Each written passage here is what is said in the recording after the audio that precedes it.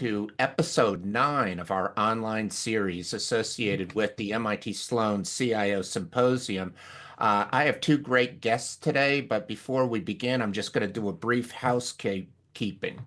So first of all, the symposium is on May 20, 2025, and if you don't have your tickets, you should go out and buy them right now. It is going to be action-packed this year. Don't forget also that if you're a VIP, and you can be a VIP if you join our Innovator Network, you can also buy a ticket to the pre-event on the 19th. Besides this podcast, we have an Innovator series for people who are paid subscribers to the Innovator Network. Next Tuesday on the 22nd, Irving and I will be having an open Q&A.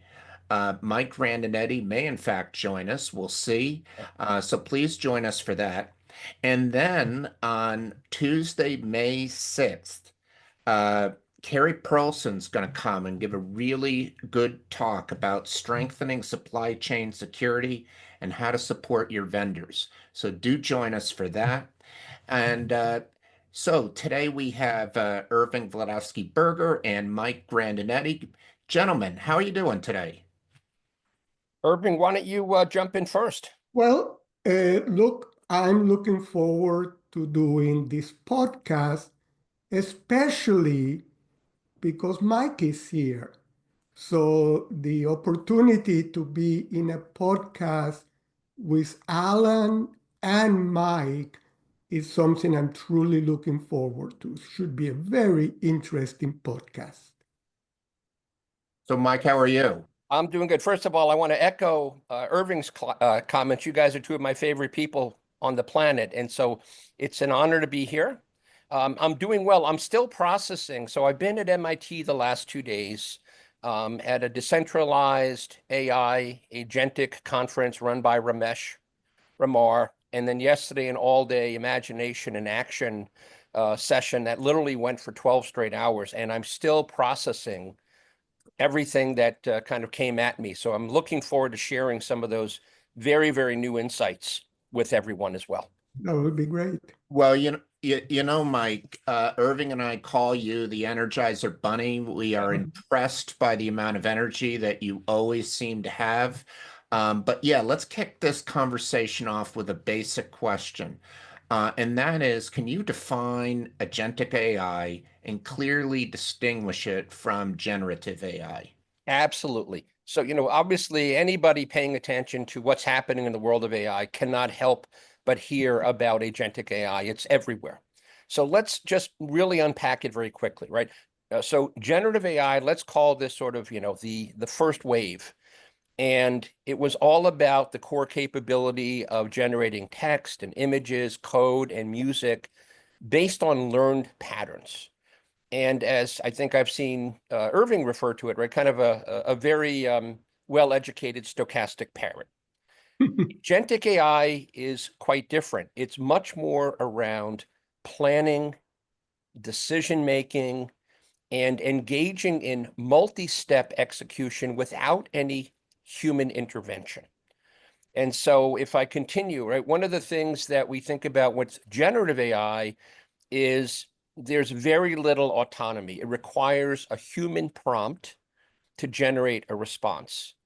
Agentic AI, on the other hand, operates with minimal human input, and it's able to execute complex workflows. Now, one of the ways that it's able to do that, it has persistent memory, unlike generative AI. So it remembers past interactions, and it's able to sense and then respond to the environment around it based on this memory and adjust plans accordingly. So, maybe one of the core things that a lot of people in the CIO world need to understand is that with agentic AI, it's really much more about a deep integration. It's able to connect with APIs, databases, and physical systems, where assistive AI or generative AI is really very, very minimal integration. So there's a very significant difference there. And so I'll say this as in closing, typical use cases with generative AI are things like content creation and summarization, code editing and code assistance and brainstorming. But the use cases that the CIOs will find of benefit will be things, when we use agentic AI, will be things like workflow automation, having personal assistants, and really having an impact on, reimagining business operations. So those are, I think, the salient differences, at least to set a foundation for our discussion today. So, I mean, if you took generative AI and just built an API onto other systems and programmed it to interact, is that get you to agentic AI, or there's more to it? Well, first of all, there's clearly a tech stack for agentic AI, right? And large language models are, of course, an important part of that tech stack. So, yesterday, two things that I thought were very interesting. Daniela Roos, who is the, director of the MIT Computer Science and AI Lab, which is the largest lab at MIT, which is remarkable. They have 1,800 plus people working for her. She went on to say that she's been thinking about agents since the early 1990s. Okay, that's amazing to me. But all of a sudden, one of the things that I heard yesterday was it was when Claude 3.7 emerged a few months ago, that demonstrated that for the first time, a large language model had the capabilities to support, a wide range of use cases, right? So we seem to have crossed a threshold where all of a sudden bringing in these large language models allows for a lot more autonomy than ever before. So agentic AI could be a large language model integrated to tooling, integrated to APIs, integrated to a wide range of other apps. And we're starting to see multi-agent workflow. So we're integrating, various agents together. So there's no, simple answer. There's a multitude of options there. So Irving, I know you and I have been talking about agentic AI for a while, and I know that you've been working very hard to wrap your head around agentic AI. And I think in your last blog, you called agentic AI the action phase of AI. What was the light bulb that went on in your head, to capture what Mike is talking about? How do you wrap your head around agentic AI? Well, I'm still it's a work in process. So I cannot claim that my head is totally wrapped around agentic AI. First of all, let's remember, and Rodney Brooks reminded us when he gave the keynote, was it at the 2024 symposium, Allan, that Rodney gave the keynote, correct? And he reminded us that AI has been around since the 1950s. And it almost died, AI winters, we all know about that. But then AI came back with a vengeance based on training systems with lots and lots and lots of information. And in the 2010s, we saw the rise of deep learning, and famously, you showed the AI model, lots of pictures of cats, and as a result of that, the model learned on its own how to recognize what's a cat, what's a banana, what's a dog, what's a giraffe, et cetera, et cetera, et cetera. And then it surpassed human abilities in all kinds of areas like translating language, recognizing natural language, language to text, helping doctors with cancers to go deeper into it, and so on. Then I would say in the 2020s, we saw the advent of the generative AI systems with their impressive ability to respond to a user's natural language prompt That is, users can interact with the system in natural language, and then the system was able to respond and create very high quality original content, where it's text, image, video, audio, software, based on the data they were trained on. So that's the Gen AI. Now, let's remember that agentic AI, I started really hearing about it earlier this year, but probably, let's say, last fall. And then all of a sudden, we started getting all kinds of articles, but it only really started last fall.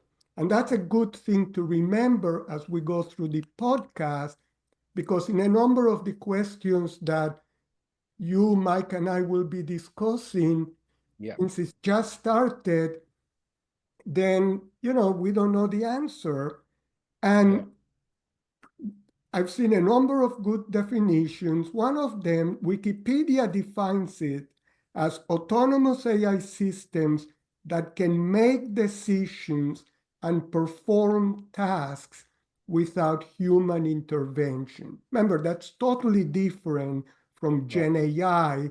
For Gen AI, all it can do is when we say, did the Yankees win yesterday and how did they win? It will find all kinds of information. It's a kind of search on steroids based on what it's been trained on, but it gives us answers. Then come agentic AI, and it's designed to autonomously make decisions and act with the ability to pursue complex goals with limited supervision. Instead, some definitions say with no human intervention.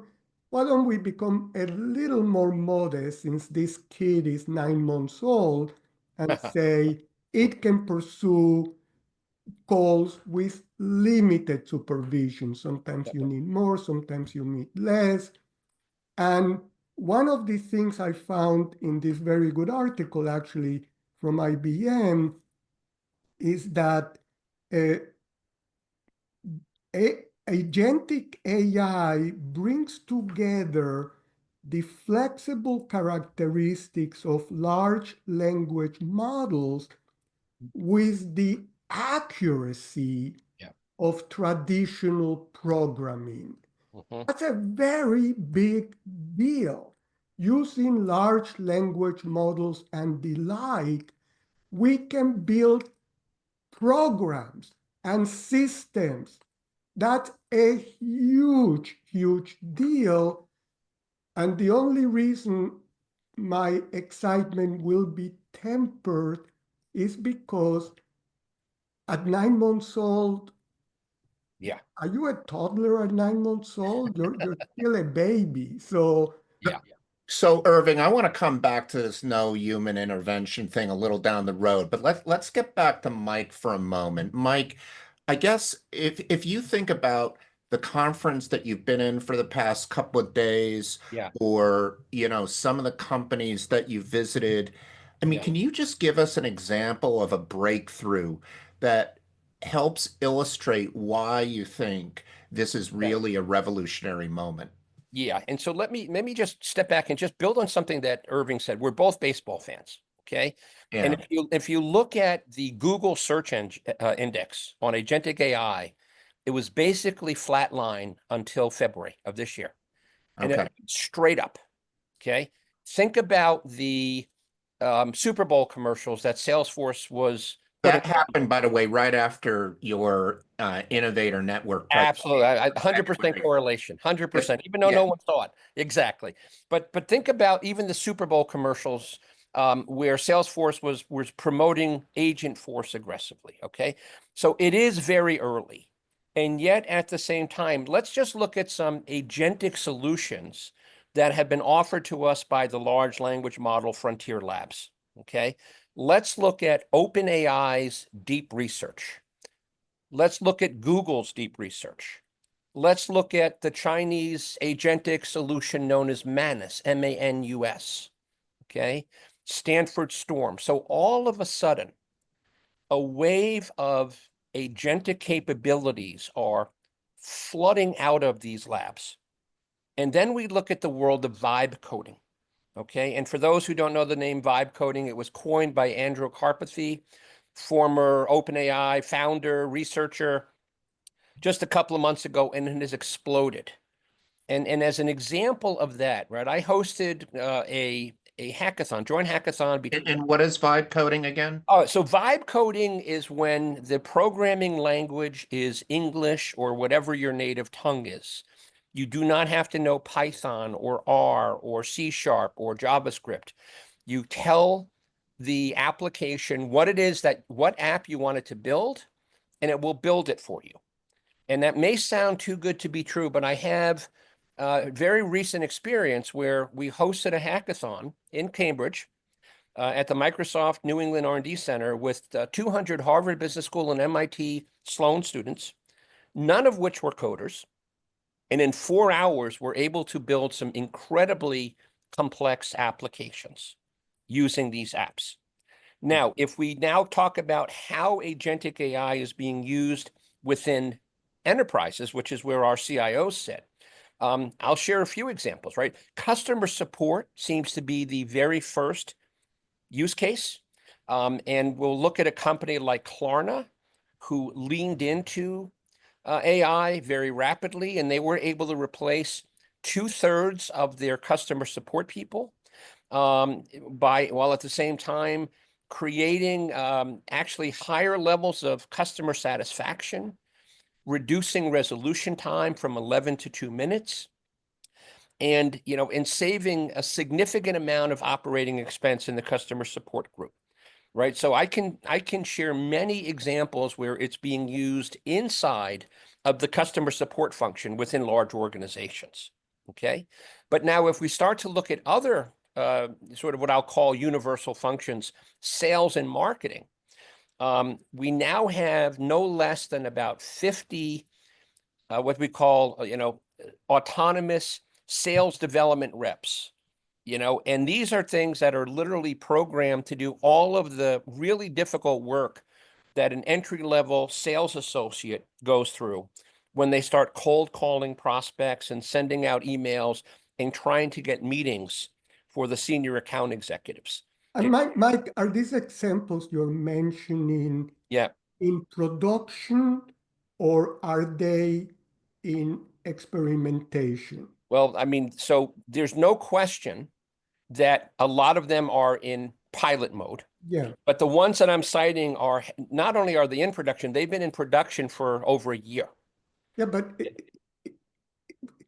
if Gen AI, if AI agents are less than a year old, are they really AI agents in production on their own, or are they variations of Gen AI capabilities? Right. And so, Irving, what I'd say is AI agents are not a year old.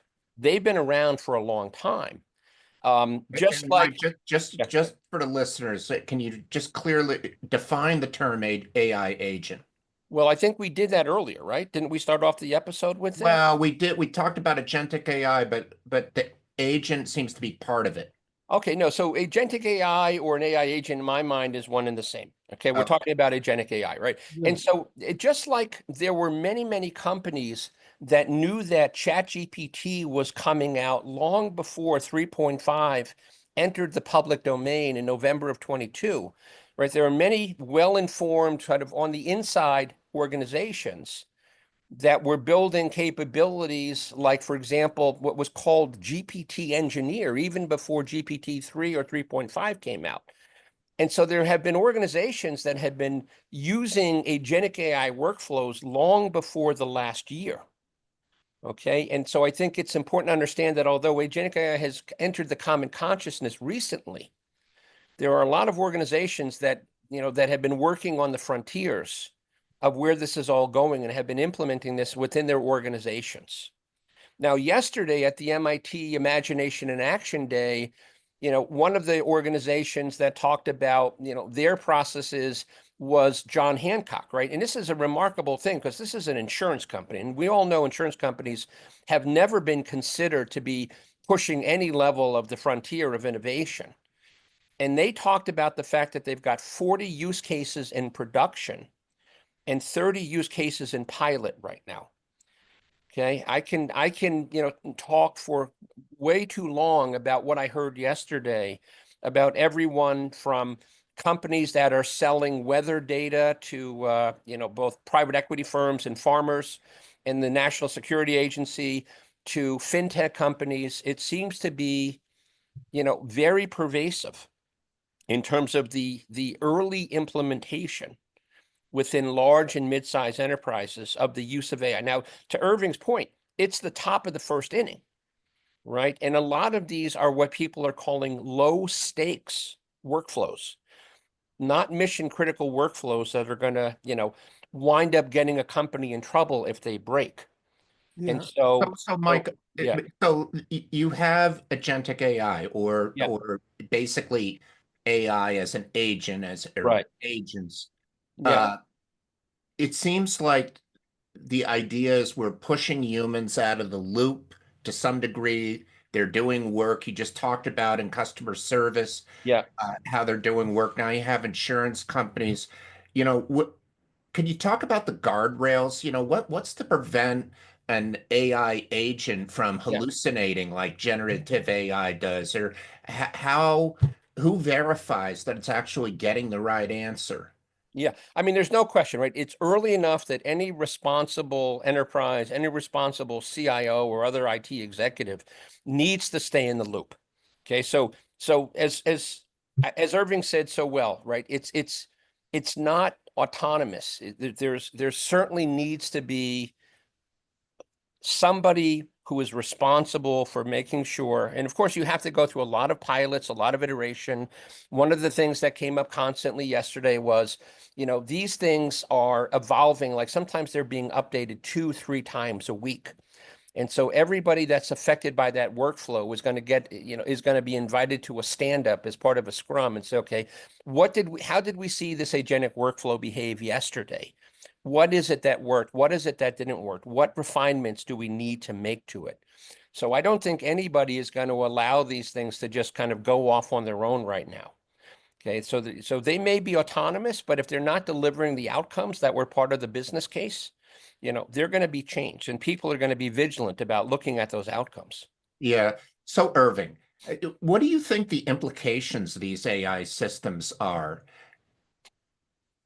Well, listen, there is no question that agentic AI will be a huge technology that will improve the productivity of people building complex applications.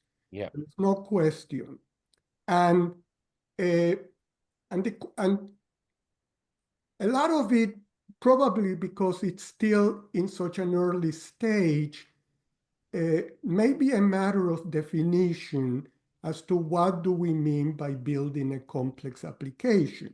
Right. Let me give you an example, and I may be oversimplifying. So in the 1990s, as you know, I was very involved in IBM with the internet, and we got very involved in trying to develop e-commerce applications. And with e-commerce applications, somebody go to a website like Amazon.com or any other and order something without people there because there was a catalog and there were other things, and then have that shipped to you. At some level, you could say that the e-commerce application automated your ability to buy things and have it shipped to you. You can go to a hotel and make a reservation online, as I did, by the way, Alan, I hope you don't mind my mentioning that I did that so I can stay at the Sonesta Hotel on May Good. 19th and 20th to attend and participate in the CIO Symposium. Irving, I hope everybody listening to this has their hotel reservation. And I did that automatically.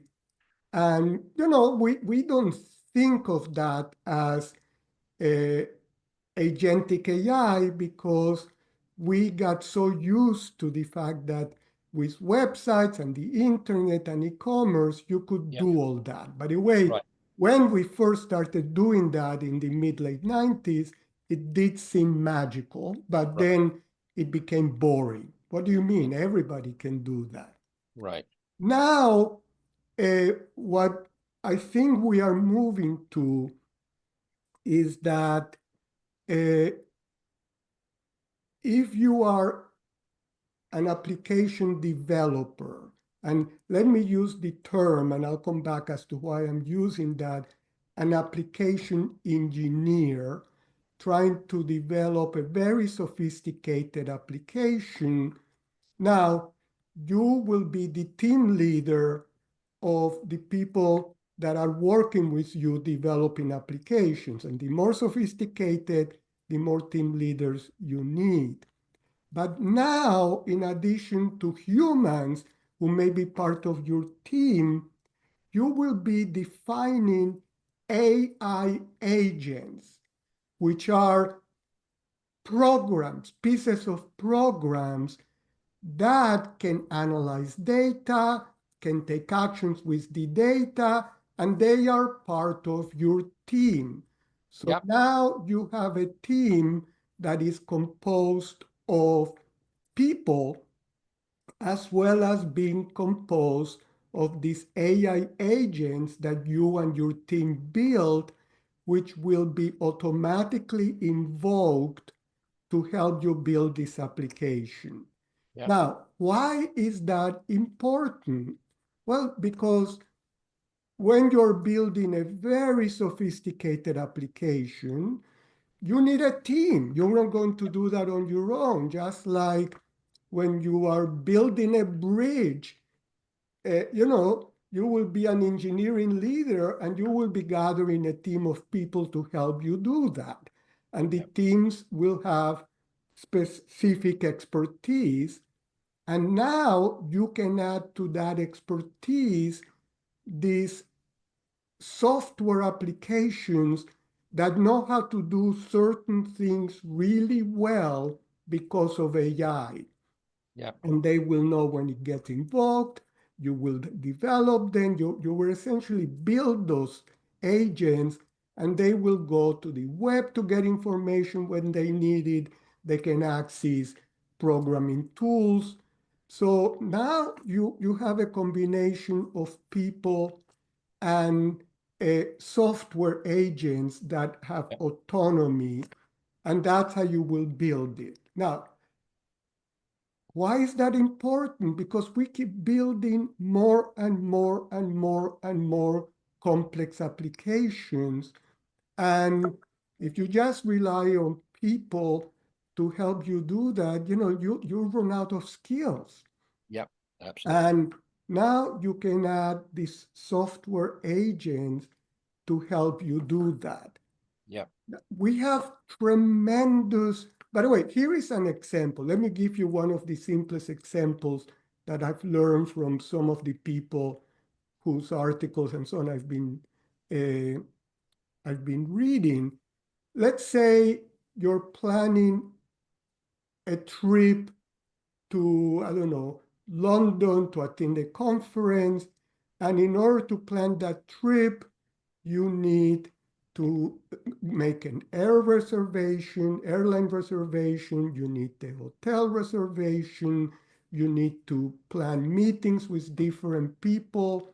The way that people who do this often have been doing this, they usually have an assistant, and that assistant knows how to check which airlines fly, what days they do they have a seat for you in the class that you want, are the hotels available? the reason the application is complex is not because you're doing higher mathematics in the application, is because the application is composed of lots of little decisions that have to work together in order for you to have a successful trip. Now, as it turns out, a good human assistant knows how to do that. And why does he or she know how to do that? Well, because human intelligence knows how to put together a number of simple decisions to do something that works totally. If somebody said, well, write an application in software that can do that, there are so many different cases that would be a super complex application. Now, if instead of trying to write it as one complex application, you have written a variety of agents. Some of the agents know how to make airlines reservations. Some know how to make hotel reservations. They can find each other. If you are making the airline reservation, you can ask the agent that makes hotel reservations to come in. And so the agents are part of an ecosystem of assistants. Each one knows how to do something simple, but when you put it all together, they can do very complicated things. That's the future. That's how we see agentic AI systems. All right. So Irving, a couple of follow-ups. So Mike, one for you. So Mike, Irving and I on this podcast have been talking about being a little bit more conservative with the speed with which AI is going to, enter into the enterprise in production. We've talked about how long it took for the internet to sort of develop and mature, how long it took electricity to develop and mature. We've talked about various economists. What I'm wondering, first of all, from your point of view, is how long do you think it's going to take for agentic AI to mature and become part of the enterprise? And do you think that maybe Irving and I have been too conservative in our views to date? Let me say something, and then Mike can take it. Yes. Remember, any of us who've been involved in IT knows that when you're developing a complex application, a major part of it is testing. So if you build a skyscraper, a major part of it is testing. If you build a bridge, a major part of it is testing. If you're building a banking application, testing. Now, Mike, the question is, when we are now trying to develop an application with a multiplicity of agents helping us, how do we test that? Yeah. Well, again, it's the human in the loop, right? It's the human in the loop. And again, we start with low stakes types of workflows that are not mission critical, that are not going to bring down the company if, in fact, they fail. So let me try to answer Alan's question and build. That was a great answer, and I'll comment in a second. But what you just said is, don't do the most complicated thing first. Right. It's very straightforward, right? But here's what I would say, right? So, Alan, on the one hand, there's a new agentic scaling law. And as we all know, Moore's law, you saw the power of computing double in 18 months. Agentic scaling laws are following a trajectory where they're doubling in capability every 3 months. That is 6 times faster than what we all have known Moore's law since the early 1960s and the founding of Intel. Right now, let me step back a second. One of the things that we hear constantly is that the C-suite and senior executives are very much all in on AI and agentic AI, and they want to move quickly. Younger, recent graduates who are digital natives are all in on AI, and they want to move quickly. But the great middle management stack is far less receptive to AI. And as a result of that, there is a significant amount of friction in the system. So one of the things that we know is that for this to take root in mainstream organizations, change management is another critical part of any massively complex, change in culture. So one of the key tenets is you need to involve HR on day one. This is not just a technical implementation. This is a cultural change, unlike any other that I've seen in my lifetime. Okay. So there's no doubt there's going to be a lot of friction. And yet, when you look at Accenture as an example today, one of our longstanding sponsors of the symposium, they're generating billions of dollars a year in fees, implementing these agentic AI workflows in their clients. And they know all about change management. They know all about how to, win over the C-suite and begin to put things in place. So I think it's still very early. Do you think there's a danger of moving too fast? There's always, listen, in any large organization, there's always a danger of moving too fast, but there's also equally a danger in moving too slow. Okay. And I think striking that right balance is critical. Okay. Companies will be Amazoned again, right? We will see a new wave of companies that don't respond quickly enough. I can tell you that I've been advising one company. The CEO of a publicly traded company refuses to allow his employees to use any kind of AI.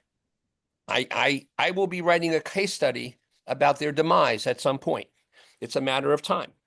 So, there's no doubt, right? But when I see again a company like John Hancock or, the Hartford Group or many of these previously incredibly conservative, regulated companies moving at the speed they're moving at, and hearing what I'm hearing from Deloitte and Accenture, even though it took a long time for the internet and for, all of those things, the message they're sending out is it's happening at a faster pace.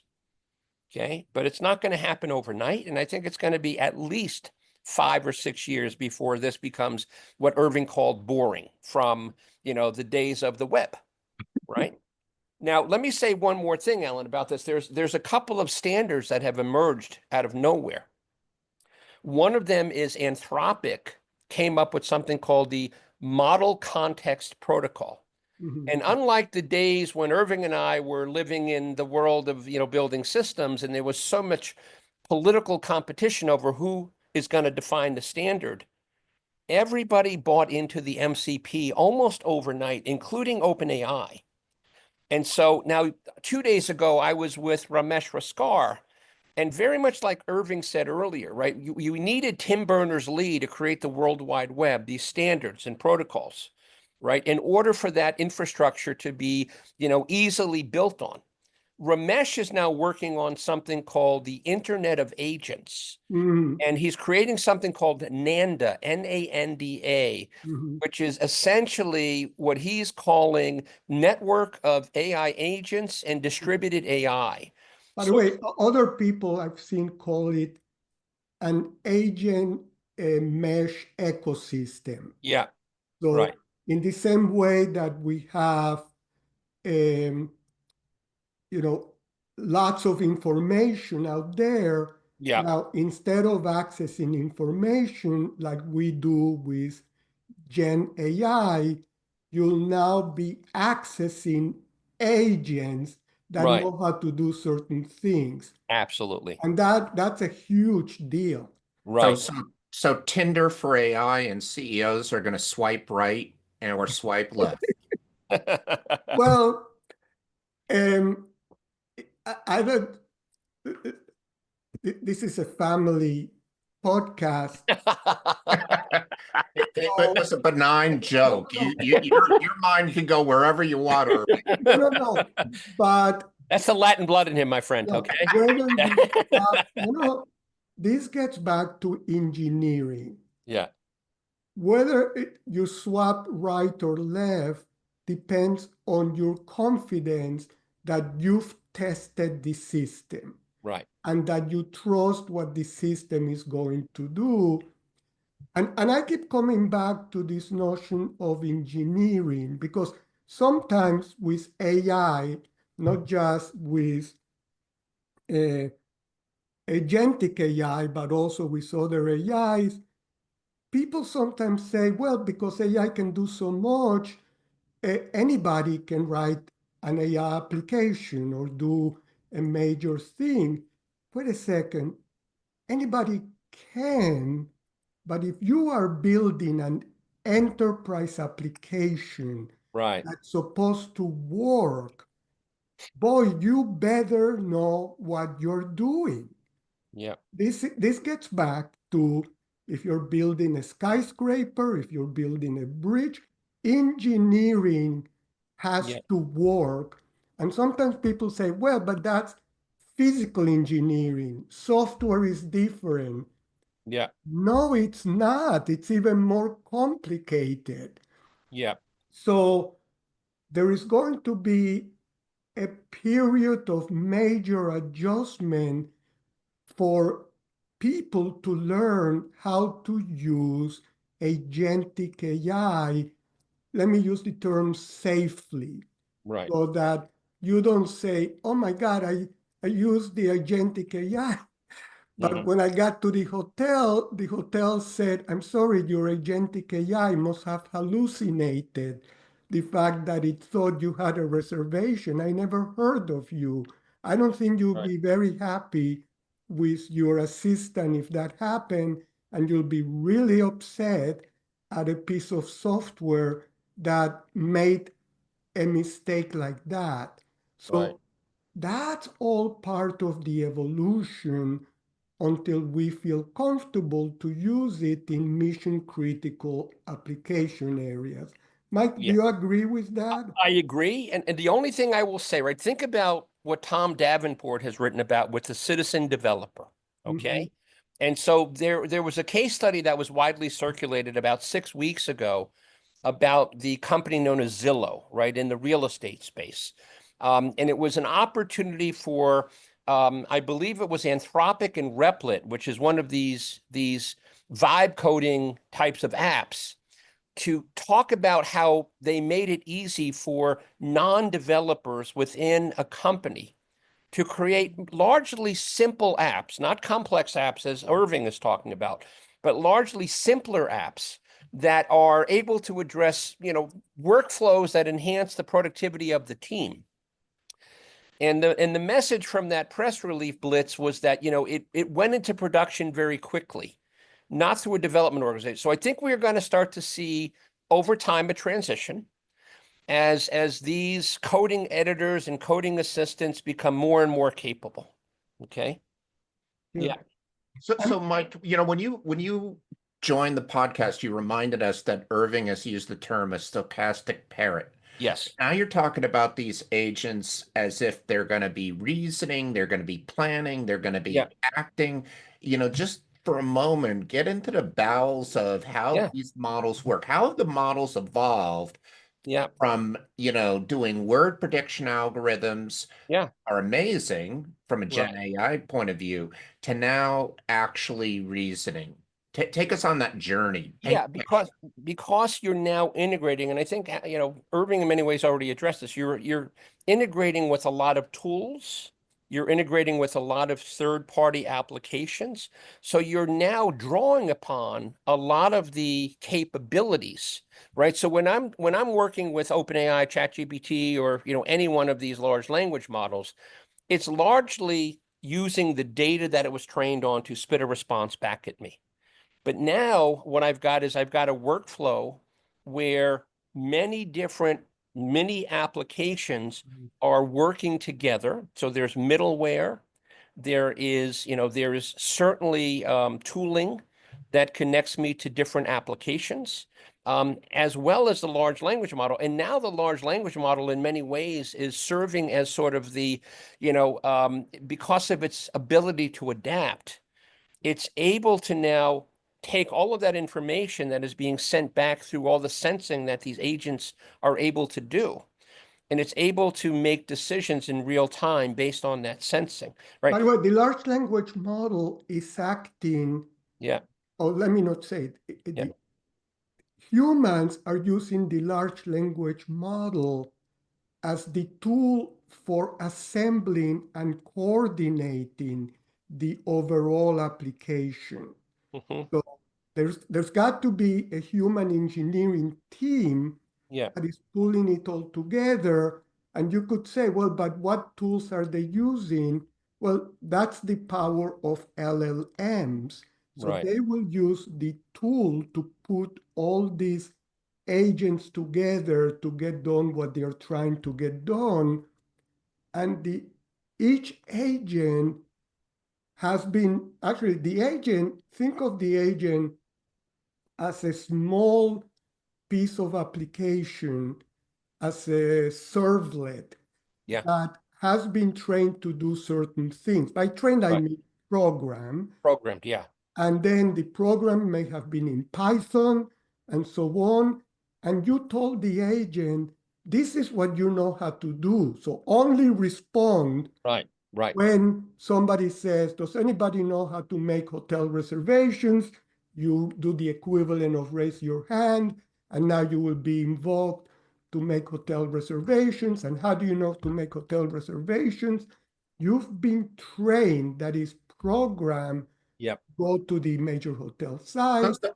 Irving, help me out here. I mean, I hear what Mike's saying, but integration by itself or autonomy by itself doesn't, for me, translate into going from, a word prediction algorithm to actual reasoning. How did we get to reasoning and planning with this technology? Reasoning is making a good decision. That's what reasoning is. That if somebody said, do you know how to make a hotel reservation? Yes, you assume they know, check the hotels you like, see if they have reservation for that day, and then invoke your buddy that knows how to make plane reservations to see if you can get a reservation. So the reasoning means you're putting together lots of little decisions to do the total thing. And the reasoning that we're talking about is not find me a cure for cancer. That's a whole other Yeah. level where AI can help. And but the reasoning is put together lots of quote unquote little decisions that then get you to where you are. We humans do that automatically. In our brain, where we're planning our day, we are saying, gee, I need to go from where I live to Boston. I need to drive. I need to pick up my granddaughter. I need to do this. And you organize your day by making lots of these little decisions. Now, if somebody said, well, I'll write you a big program to do that for you, that's way too complex because there are so many variations. But if Right. instead you can have these little servlets, these little pieces of program that know how to do certain things and they get composed, Yeah. now we are talking. So, So so Mike, if I put together one of these programs the way you're describing to run a simple process, it has some models in it. Do these models evolve and grow as it makes the same decision over and over? Do they get better? Do they improve themselves? Absolutely. I mean, that's as we started at the very beginning of, what's the difference between agentic versus other, right? But remember, even large language models are improving through human feedback. But all of these different servlets, I'll use Irving's terminology, right? They're all learning, right? So these things are constant, they have persistent memory. They are learning. And so they are getting smarter and smarter with each usage. also, this is also how they improve. Remember, in Gen AI, one of the improvements is that when they screw up, the humans will say, you made a mistake. Right. This Yep. is this is not the way to do it. And then the things change and you improve. So it will take a while. There will be mistakes. And then you debug the mistakes by saying what caused this hotel reservation to not work well. And then you'll figure out. Remember, Yeah. this is very important. You need transparency Yeah. about the decisions. Yeah. Why did you decide that? And through that transparency, we'll be able, you know, in AI, one of the biggest roles of humans is to help the AI get better by giving it advice. You screwed up, so now you should do that. This will happen here. Yeah. And Alan, if there is something that we don't know and where we might disagree is how long will it take for what kinds of applications? Right. And that's the part that at least I don't know yet because Right. it's also new. Yeah.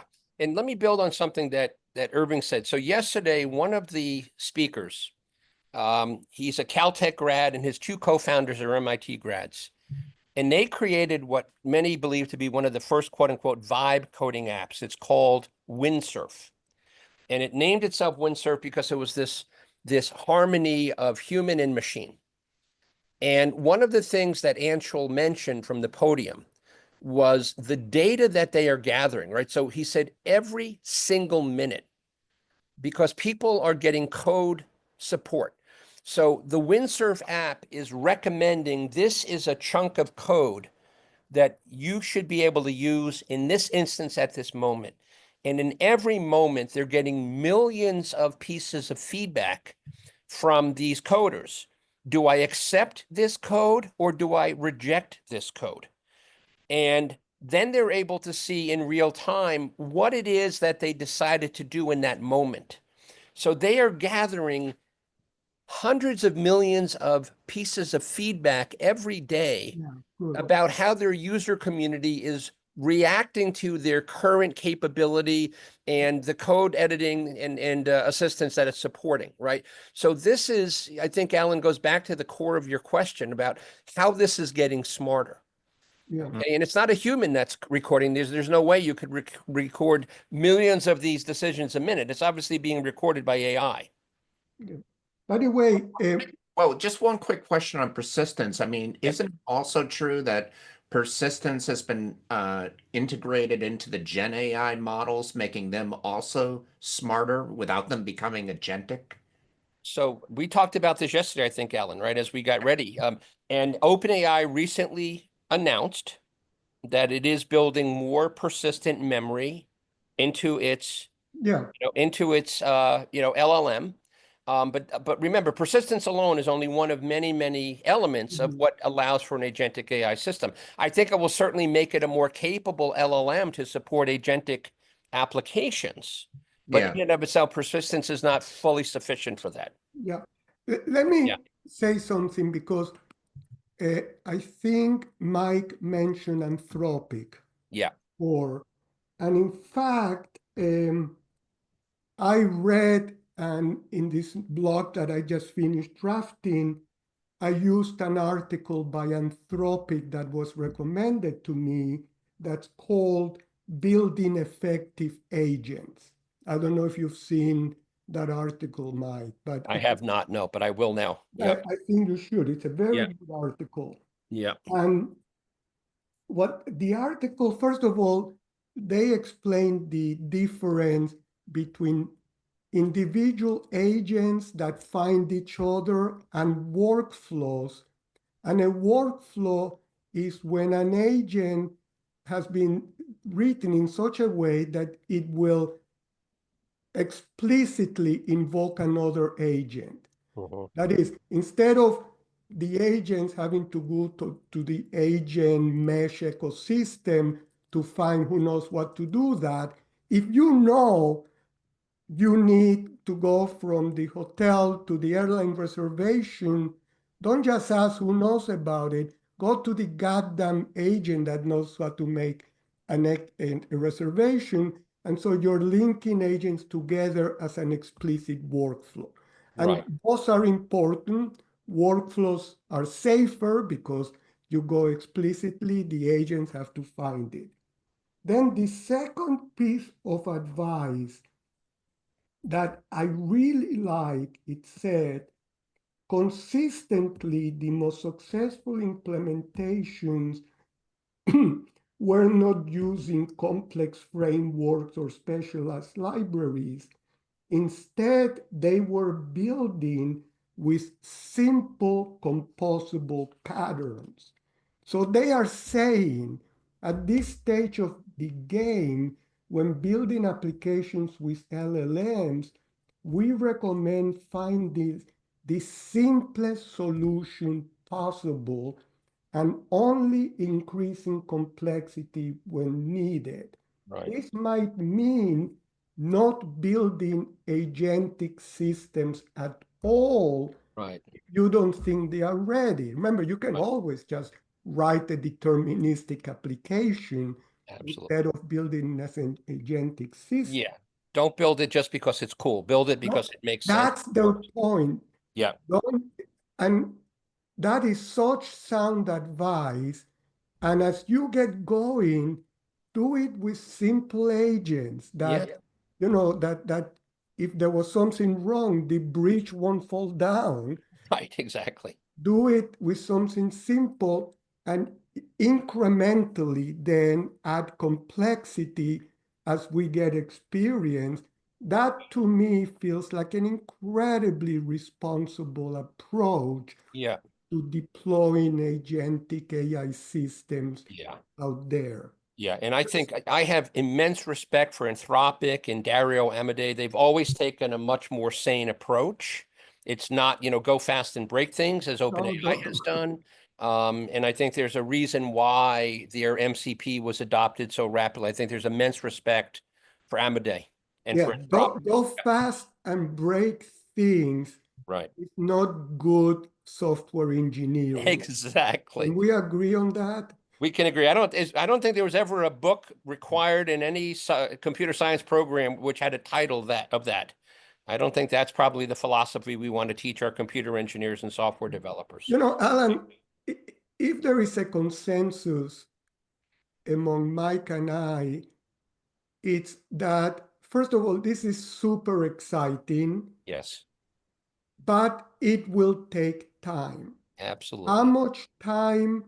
Probably Mike is a little more aggressive than I am at this point, but it will happen. It is happening, and maybe the answer, how much time, what you should say is, what application are we talking about? Yes, right. Yeah. Going to use. So Irving, I have a couple more questions here, and Mike, I don't want you to have a crystal ball, but for the next year, for the coming year, can you paint a picture of how you think this is going to unfold? I mean, you mentioned the MCP. Yeah. It's very new. Just give us a flavor of how you see this, what's coming in the next year. Yeah. So let me talk about, because of course, MIT is also renowned for world-class technology startups. So there's an incubator out there right now, right? And let me address what's happening in startup land. And so what we're beginning to see, right? So yesterday or a couple of days ago, Dave London is a very proud MIT alum, and he runs Link Ventures out of Cambridge. And many of his portfolio company founders are MIT and Harvard grads. His LinkedIn post went on to say, and I verified this with him in person yesterday, they are generating 1 million lines of code every single day within the Link Ventures studio. 1 million lines of code. Think about that for a second.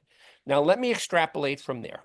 We are seeing, for the first time ever, startups that are getting to $100 million in annual recurring revenue with teams of 5 to 10 people.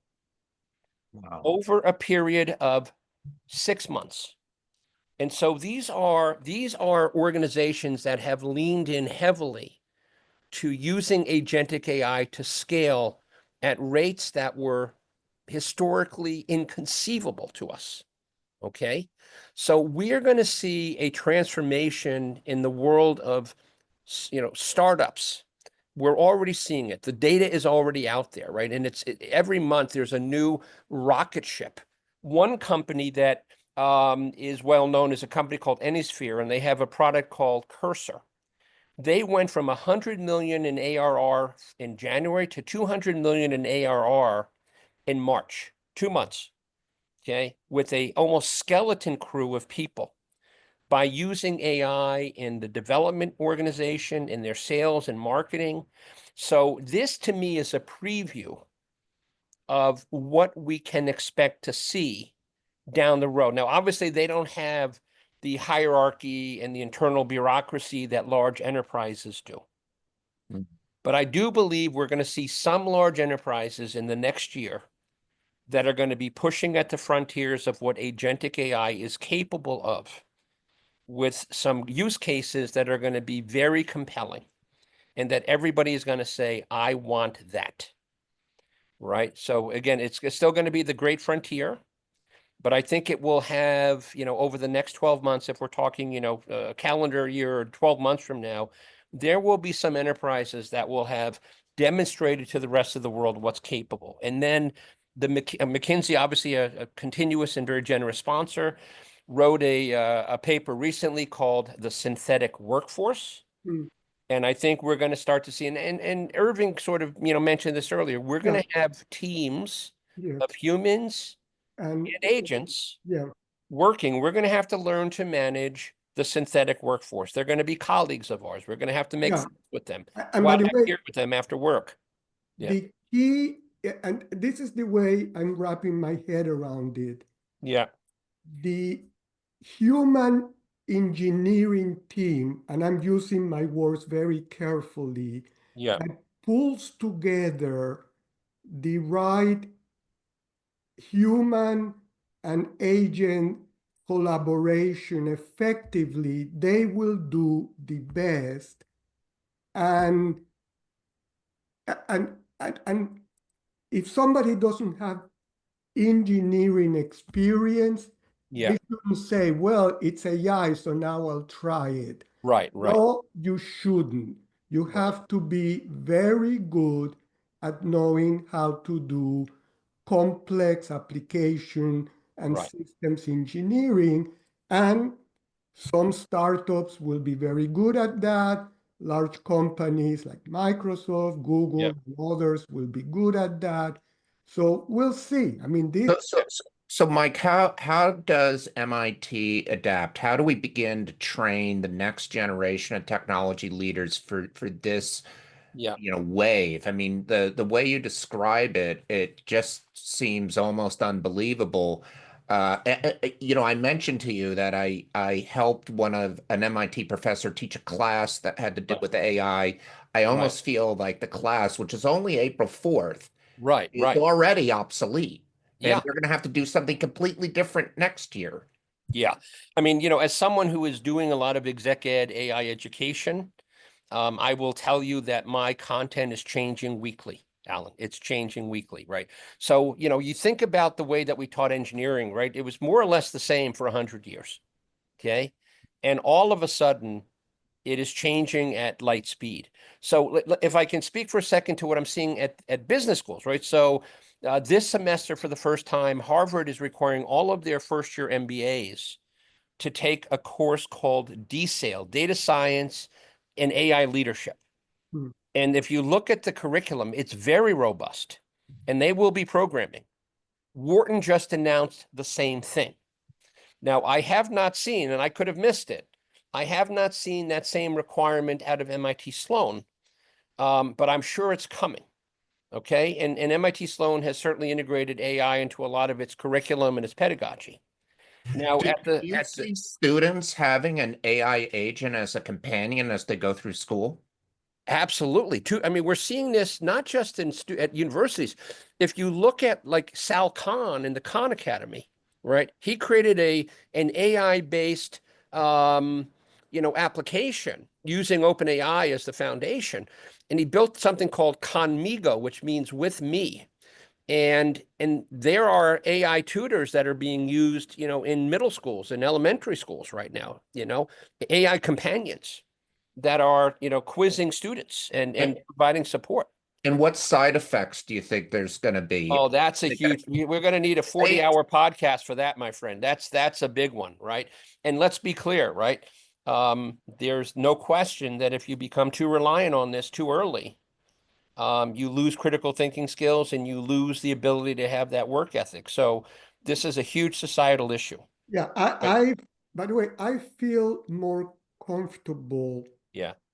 talking about the evolution of these advances in the world of business, Yeah. the world of science, in the world of medicine, than I do in whether each of us are going to have an AI companion, Yeah.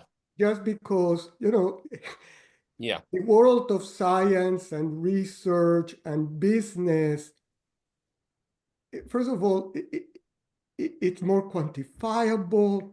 Right. No, Irving, we can't just put blinders on and just be technologists. Those days are over. I We need to look at these. This is a holistic set of problems. We need to be free to discuss all aspects. no, These no, are we can. powerful technologies. I just feel that 10 years from now, the use of the things we've talked about in business, science, research, medicine will be quite advanced. Their use as a companion that will guide, Yeah. my life is so much more complicated. Remember, people go to therapies. Yeah. There is a whole section of the brain that's difficult to access because it's the our unconscious brain. Let me put that aside and let me focus on the more concrete Yeah. things. That's my.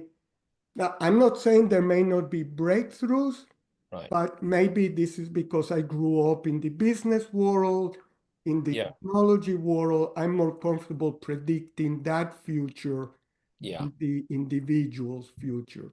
And it's interesting. I think I interpreted your question very differently, Alan. I think it seems like Irving interpreted more on a personal level, but what I'm thinking about, right? So I'm using AI very, very heavily in all my coursework, all my pedagogy, right? So I have trained AI models for my students to use that serve as the companion word may not be the right word, but as a subject matter expert. Well, how about as a tool? As a tool, yeah, or as a tutor or something like that, right?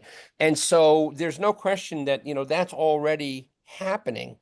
And, at Harvard, right, I'm probably one of the very first few that is doing that this year, and sort of helping to guide other colleagues within Harvard DCE on how that's working, right?